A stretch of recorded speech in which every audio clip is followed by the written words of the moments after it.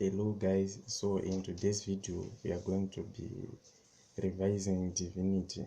So what is divinity? Divinity is the study of religion or the study of religions. And today's topic is about origins of prophets in Israel. The origins of prophets in Israel. How prophets originated in the land of Israel.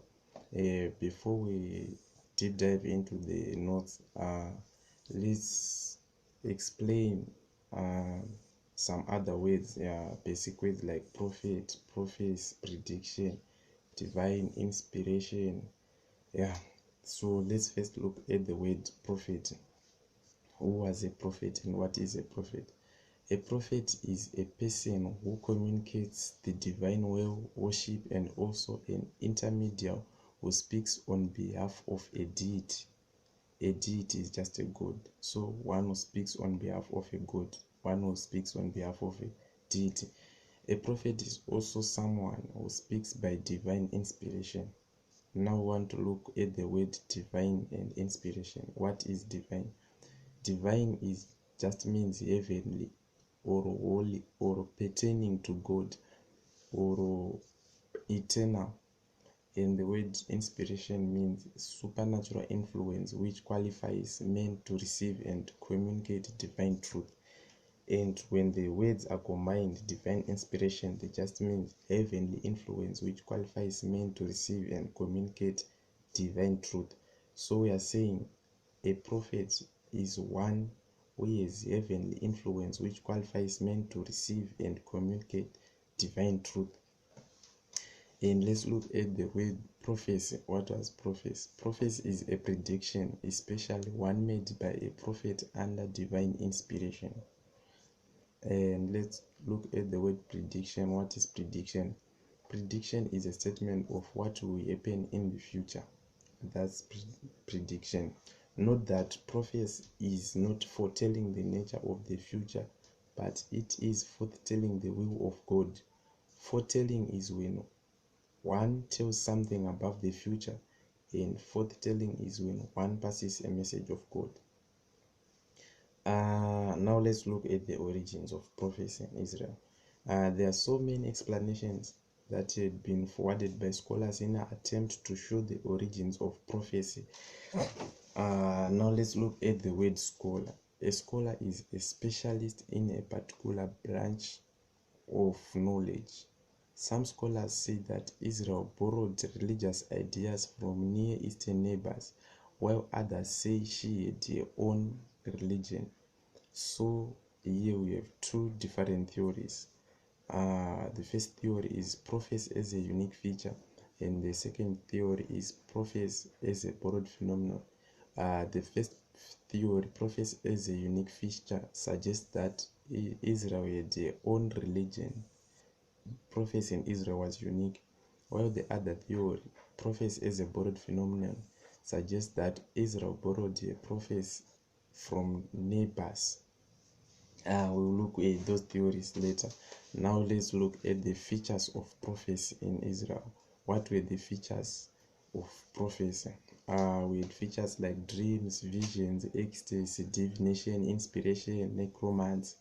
There were so many, but today I'm going to talk about dreams, visions, ecstasy, and divination. So let's look at visions. What were visions? So examples of people who saw visions like Moses and Hannah. So let's discuss and explain what is visions. Visions are gifts of second sight. They are gifts of second sight. According to Jelenbaum, he implied that God gave those visions as pictures of a certain situation, and those situations may be good or bad. Now let's look at dreams. What were dreams? Dreams, it is a succession of images, and it occurs while someone is in a deep sleep, and it was also believed God would visit his chosen individual and displays to him concerning the future and the present. Now let's look at ecstasy. Ecstasy is a state of emotion so intense that a person is carried beyond rational thought and self-control. This type of prophecy is stimulated by music, figures deity, music, rigorous God. It requires a hectic environment where God calls his spirit upon some participants who could get possessed.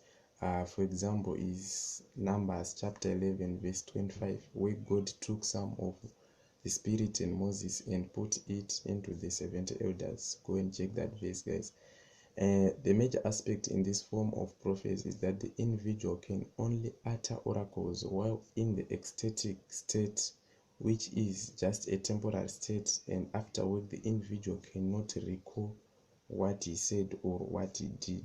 So ecstasy is just a temporal state, and after it's done, the prophet cannot recall what he was doing or what he was saying. Now let's go at the fifth feature which I have. It's called divination. A divination is an act of foreseeing or foretelling of future events and a gift believed to come from God.